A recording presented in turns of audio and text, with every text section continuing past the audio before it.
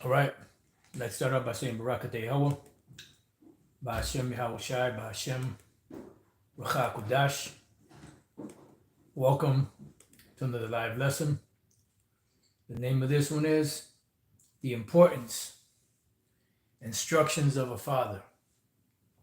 And pretty much this lesson is inspired by a video I was watching earlier that was sent to me by the bishop uh, and out. And pretty much it had to do with this basketball player, Dwight Howard, and pretty much how it was Matt Hofer having a discussion, with this basketball player. I don't know if he's still playing or not. I don't really keep up with sports like that, so I wouldn't know if he's still playing or not. But his name is Dwight Howard, and pretty much it's called, I had 3 Maybachs. It was stupid. Dwight Howard speaks on becoming a millionaire after draft. And pretty much, he was speaking on his experiences coming up, coming from poverty, having nothing. And pretty much when he got into the league and got all that money, he pretty much blew all that money on a lot of BS, because he really didn't have instructions. His mother, but Jake don't know. There's a difference, and when an individual is brought up very bad, it's very rare that a man can be brought up by his mother alone and still do decent in life, so to speak. All right. And as I was watching it, I was thinking of some precepts, and it's heavy because that's just the sentiment of the whole issue. That if you don't have a father in your life, in most cases, it's gonna turn out to be a bad situation. And with the father there, a father can give you instruction on how to conduct yourself in things that you should and shouldn't be doing.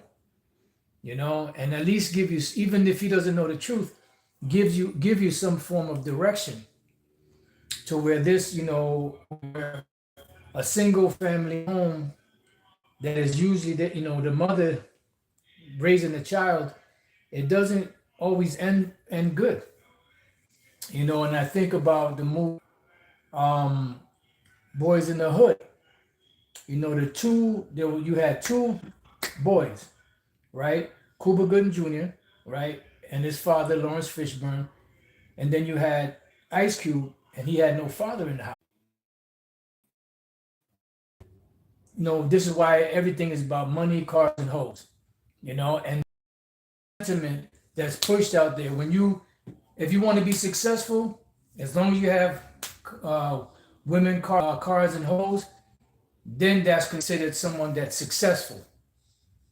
And so when they make it in anything that they make, right? But when you come up with instruction, therefore that instruction that you come up with is, guide you, even if your father doesn't know the truth. But men have certain standards, or men that are wise. They have certain standards, even if they don't have the truth, but at least they have some direction, especially if they were taught by their fathers and their fathers and fathers, so on and so forth down the line. So the first precept I wanted to go into, I was walking earlier and all kinds of thoughts I'm going through, and pretty much now it's like, little jumbled, but we're going to go in the spirit, we're just going to go through the spirit. So Ecclesiastes 30 verse 1, this is the scripture that came to mind. So like it for the long intro, rant, whatever you call it. I just wanted to paint the picture of thoughts that were going through my mind and hopefully address those things while we continue on in the lesson. So Ecclesiastes 30 and 1 in the Apocrypha, it says, "He that loveth the son causes them oft to feel the rod, that he may have joy of him in the end." Now, let's go real quick to the book of Proverbs, chapter 22. You know, Satan doing his thing. Doesn't take 2 hours to finish, 3 hours, 4 hours. Fuck it. We're going to go as long as it takes to get this word out. All right. So let's read that again. If it cuts out again, we're going to hit it again. If it cuts out again after that, we're going to hit it again until the lesson is complete. Because this is very important to come out. See, Jake out here, they don't have instructions. So let's read this again. Ecclesiastes 31. He that loveth causeth them oft to feel the rod. Why? Let's go to Proverbs 22, verse 6. Train up a child in the way he should go, and when he is old, he will not depart from it. And that's the main thing. But there's another one. There's another one. And this is the thing. If you receive instructions, you know, you will have a better sense of direction, which a lot of jakes in the hood do not have on everything and everybody. But Satan works for the most. Foolishness is bound in the heart of a child, but the rod of correction shall drive it far from him. You know, and this is why, you know, the scripture, like, as it goes, spare the rod, spoil the child. Because if you don't beat him, what's going to happen is he's going to become headstrong. He's going to become a demon, you know.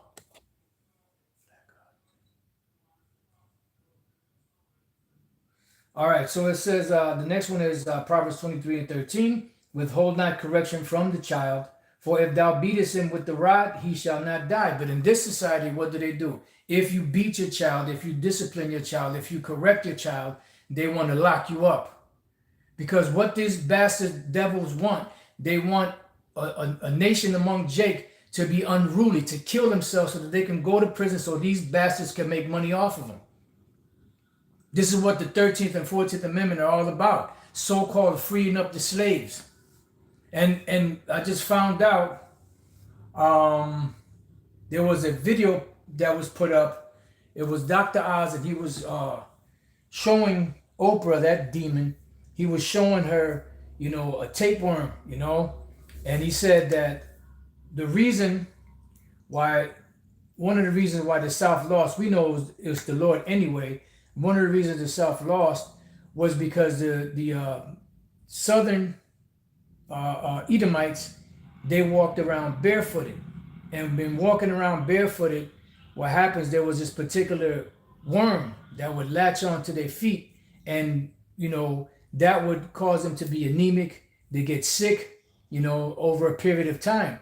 But the boys from the north, they wore boots, so their feet were never on the grass, you know, so they weren't getting sick. But that was the way the Lord did it to destroy them. All right, because he, you know, eventually this whole situation we're experiencing today with Jake, the Lord caused Esau to set them up by way of the 13th and 14th Amendment, so that they can become slaves through contracts, especially through the 14th Amendment. All right. So Proverbs 23 and 13, withhold not correction from the child, for if thou beatest him with the rod, he shall not die. Verse 14, thou shalt beat him with the rod, and shalt deliver his soul from hell. Right, meaning from destruction. It says, Proverbs 29:15, the rod and reproof give wisdom. See, but a child left to himself bringeth his mother to shame. And this is the reason why you're supposed to discipline your children, you know, especially the sons. The daughters are to be kept in straightly, so that they don't become the hoes that they are out here, and the boys don't become lunatics and the goons that you see out here today. And this is why Esau pushes that culture. They clone Tyrone pretty much, you know, through the music, through movies, through videos, through different effects that music brings upon Jake, that mentality. And that mentality, they pay certain individuals to push that mentality on Jake, and the individuals that's pushing it on them are not like that. These women that claim, you know, you don't need no man, when you look at their life, they have men, they have families, they have children. They have a very well-organized family. But then they're singing about these women being rebellious, you know? So it's just a fucked up cycle. It's a fucked up world that we're in. And this is why when we go back to Ecclesiastes 30:1, he that loveth his son causeth him oft to feel the rod, that he may have joy of him in the end. Why? Because in the end, he's going to represent how you bring him up. Now, in some cases, you do have a good upbringing, but then the child becomes a straight up demon anyways. But that's besides the point. But the rule of thumb in most cases is you train up a child the way he should go. When he is old, he should not depart from it. And his actions are going to reflect on you. You know, he's going to make you look good, right? It says, he that chastises his son shall have joy in him, and shall rejoice of him among his acquaintance, right? Because he's not going to bring shame to the name of your family, to the father and to the rest of the family. Because he's going to be a son that's going to be well instructed, and he's going to receive those instructions, follow the path that his father laid out for him, and, you know, make his father proud, so to speak. All right? It says, he that teacheth his son grieveth the enemy. Why? Because if you don't teach your son, what's going to happen is what you see going on today. A nation of rebellious sons, you know, wicked sons, mole sons, bisexual, you know, bugged out, no love for one another, unruly, undisciplined, out of control, monsters, pretty much. The women, the same thing. They're out of control monsters out here. Your Big Shirleys, your Keishas, and the other tribes too. But Judah is the head tribe. That's why they got it the worst. It says, he that teacheth the son grieveth the enemy, right? Because the enemy is going to be upset because they can't do what they can't manipulate Jake the way that they're manipulating him now if they were received the proper instructions. But they are not. All right? It says, he that teacheth the son grieveth the enemy, and before his friends he shall rejoice of him, right? Because he's going to make his father proud. You know, because his father instilled in him what was instilled in him. Going back to his fathers and his fathers, so on and so forth. But that cycle was lost. That's why as we read Hosea 4, even though that's dealing with the northern kingdom, it could apply to the whole nation.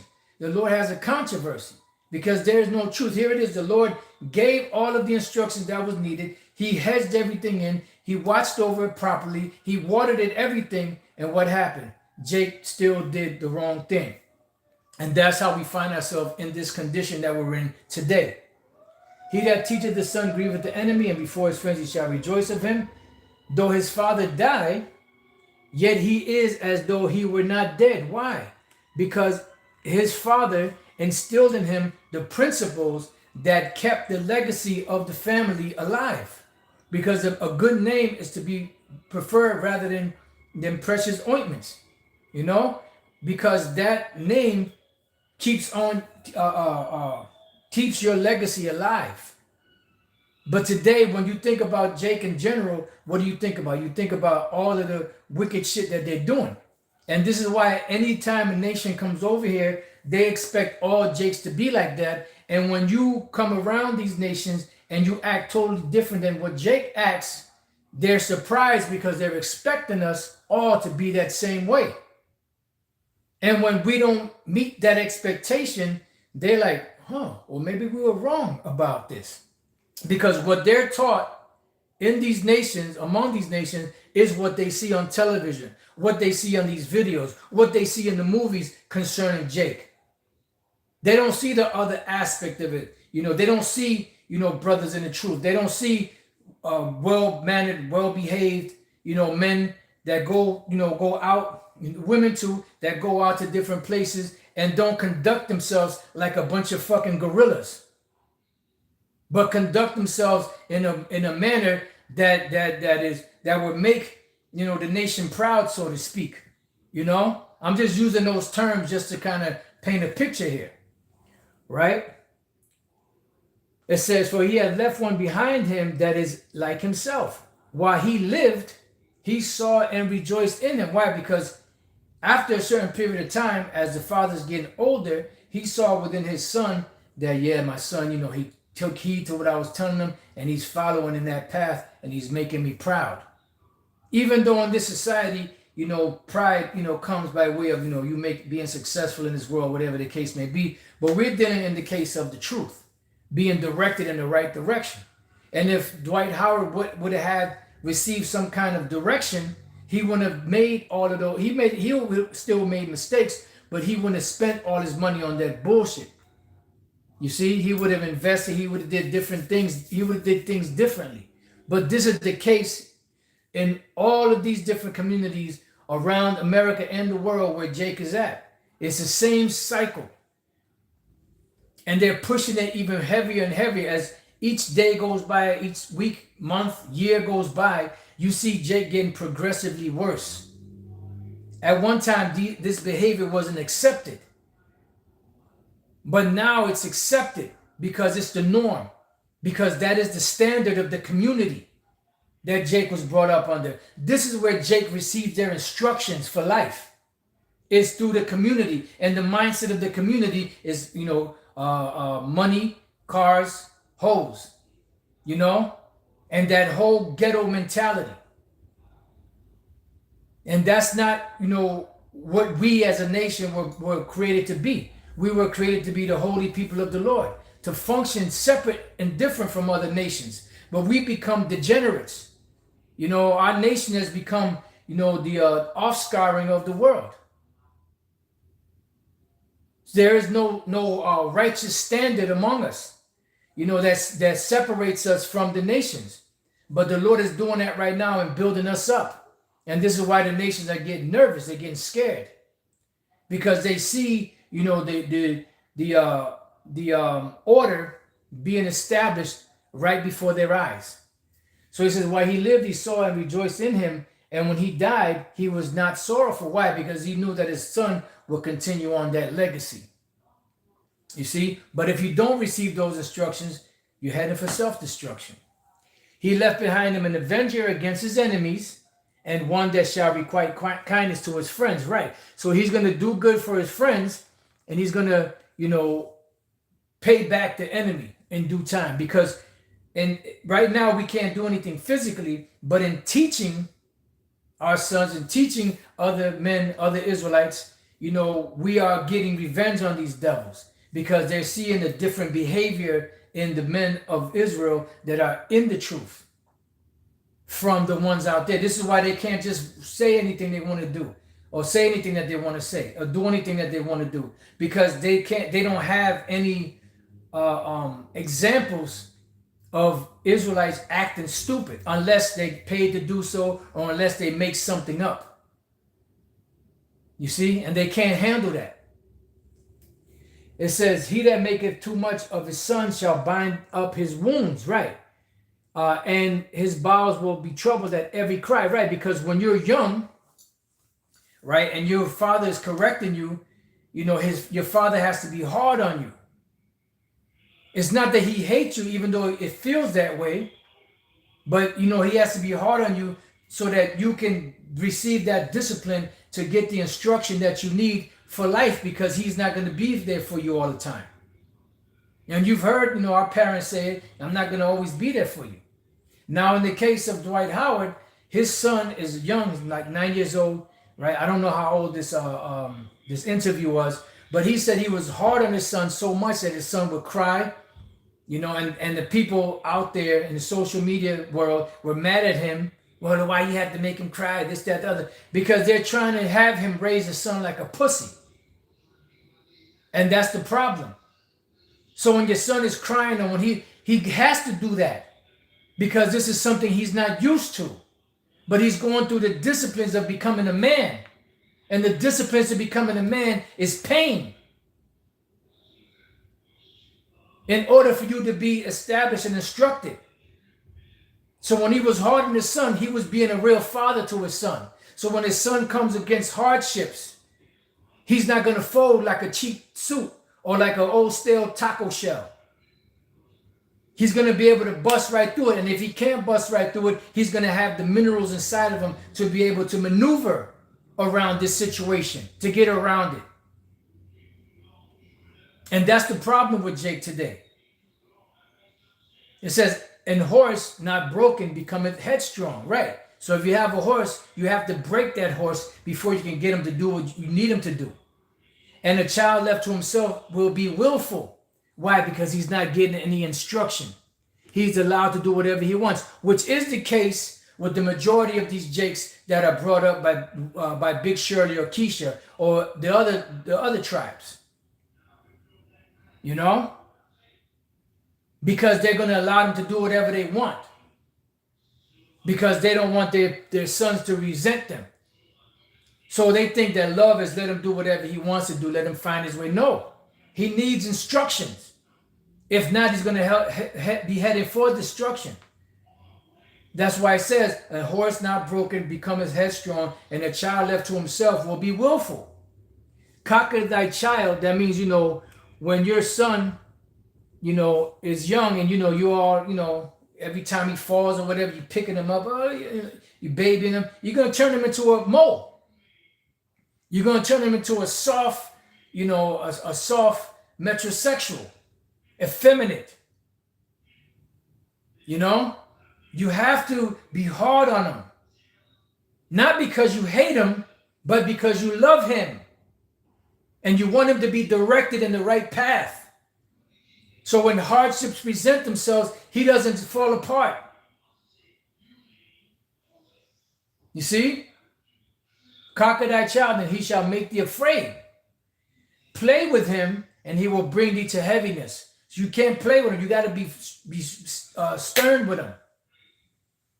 Although you want to, but you have to be stern with him. Now, there's times where you have to reward him. Of course, you can't be one way all the time. You have to, be hard, but then you also have to have the moments where you give them a little reward here and there. But for the most part, you're bowing his neck down. In order for him to receive the discipline that he needs. It says, "Laugh not with him, lest thou have sorrow with him." Right? Because he's not going to take you serious. How many times you heard brothers say, I was scared of my father. Yeah, you goddamn right. Because your father didn't play with you. But you knew that he loved you. But he didn't play when it came to certain shit. Now, our mothers, on the other hand, they were the soft ones. They were the ones that would let us get away with the blue flames of murder, whatever the case may be. But our fathers didn't play that. You see? And he will bring you to heaven, and play with him, he will bring you to heaviness. "Laugh not with him, lest thou have sorrow with him, and lest thou gnash thy teeth in the end." Why? Because the result will not be good. Because you didn't discipline them properly. It ain't about feelings. Like in the movie Fences. What did he say? He said, "You don't like me," or something like that. I forget what the dude said. And then says, "I don't have to like you." Something along those lines. You see? And Jake takes it that way. "I hate you, I hate you, I hate you." Inside joke. But the thing is, at the end, if they're a wise son, they will love you. Like, wow, my pops is hard on me, but now I understand why he was hard on me. It says, "Give him no liberty in his youth," because this is the time for discipline. This is the time to properly, make sure that he's going on the right path, so he doesn't stray from it, so he don't end up in prison like these clowns or end up dead in the streets. "And wink not at his follies." Right? You have to be hard on him, because yes, we make mistakes, but we have to learn from those mistakes, and we have to learn that it's not okay, not to learn from our mistakes. Of course, we're going to make mistakes, but we have to learn from them so that, Lord's will, we don't repeat them again. "Bow down his neck while he is young, and beat him on the sides while he is a child." Why? Because those beatings will leave an everlasting impression in his mind of the do's and don'ts. Because Jake out here doesn't have a discernment between the do's and the don'ts. They do whatever the fuck they feel like doing because they have no instructions. It says, "Lest he wax stubborn and be disobedient unto thee." Right? And this is why you had the law on on a stubborn child. And if he wouldn't listen, and after you try to correct him, this, that, and the other, you bring him to the judges, and after a while, he just gets stoned to death. And so brings sorrow to thine heart. See? Why? Because you didn't discipline him. You let him do what he wanted to do. It says, chastise thy son and hold him to labor. You have to have chores. Because those chores taught you what? Discipline. It molded you for the future. You don't have that today. You have these jakes that they'll hang out all night and sleep all day. And their mothers don't say shit. Lest his lewd behavior be an offense unto thee. See? So that's the point. And I had a whole bunch of other scriptures, dealing with instructions. You know what? I'll read a couple of them. If this thing acts up, then what I'll do is I'll just go to my phone, my other phone that I have, and read it from there. But let's see. Yeah, it's going right through now. So before, it was Satan fucking with me and fucking with the feed. But we had to battle that devil just to get the word out. Ain't that something? You got to battle Satan just to get the word out. Just to, be able to feed the flock, feed the sheep, feed the lambs. You got to take Satan by the horns, and battle. It's a fight, So Proverbs 8:33, hear instruction and be wise and refuse it not. Yeah, because that discipline will lead to eternal life. And we're on the path to discipline, or on the path of discipline. Proverbs 23:23. By the truth and sell it not, also wisdom and instruction and understanding. That's the perfect combination right there. And how do we buy it? By immersing ourselves in it. Being involved in it. Let's go from there to Proverbs, same book. These are all going to be in the book of Proverbs. And these are all based off of instruction. Proverbs chapter 6, verse 23. Another 23.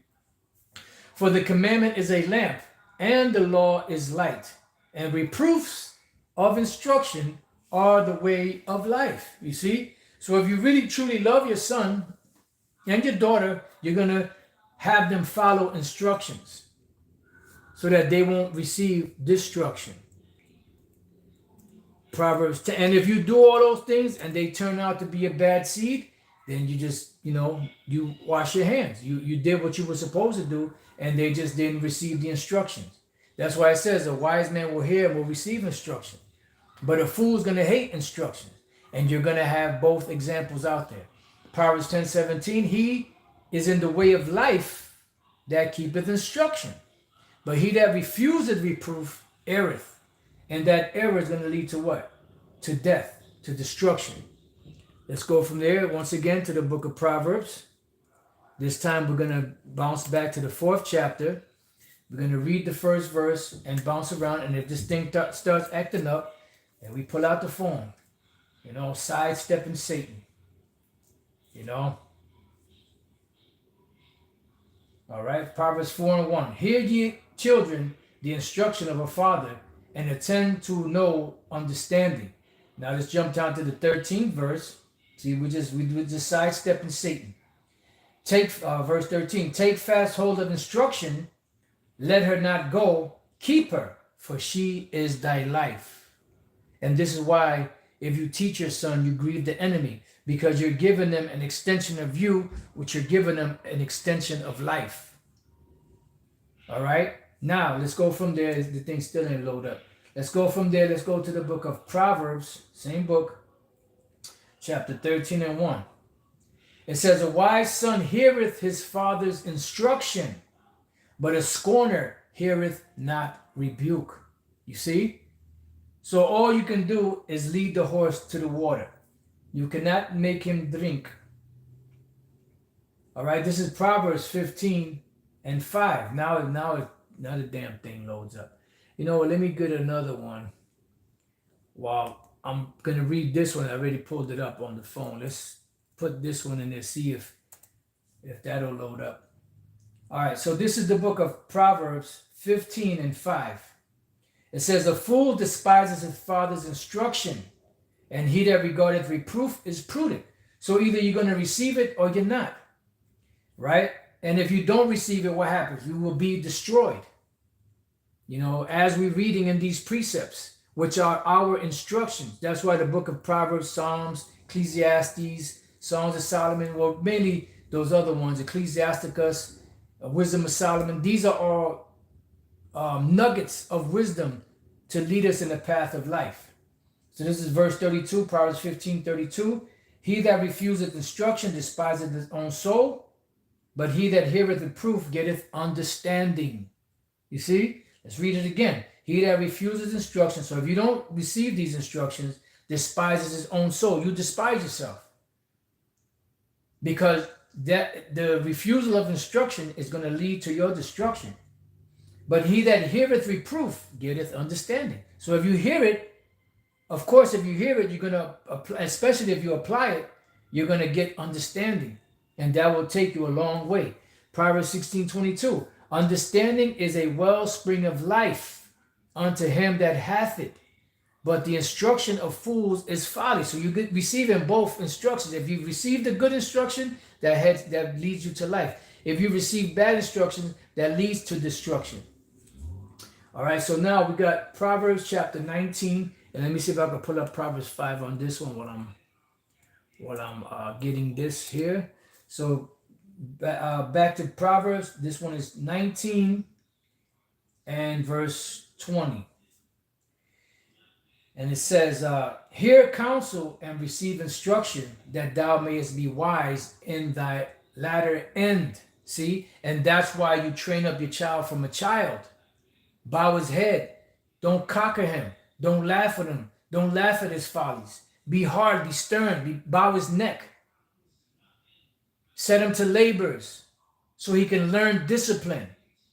So that when he gets older, those disciplines can help guide him. And he won't be one of these goons out here in the streets, Lord's will. So that was Proverbs 19 and 20. Now let's jump to the 27th verse. Cease, my son, to hear the instruction that causes to err from the words of knowledge. Right. So there are instructions that lead away from the truth. Don't follow that. And that was the job of the father, to be there. The mother would nurture, the father would teach. All right, so the last precept I have is Proverbs 5 and 12. And it says, and say, how have I hated instruction, and my heart despised reproof? I have not obeyed the voice of my teachers, nor inclined mine ear to them that instructed me.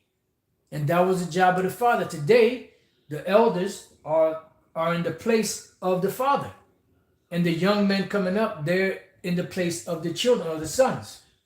It says, I was almost in all evil in the midst of the congregation and assembly. Right. Because if you don't receive instruction, you're heading for destruction. You know? But if you heed these instructions, you will be guided into the path of everlasting life. And those that are part of the elect will make it to the end. You know, so, we battle Satan in this lesson, just to try to get this out. I see Satan didn't want this out because, this is a very important thing. And this is the reason why Jake is the way that they are today out here, because they don't have anyone to guide them.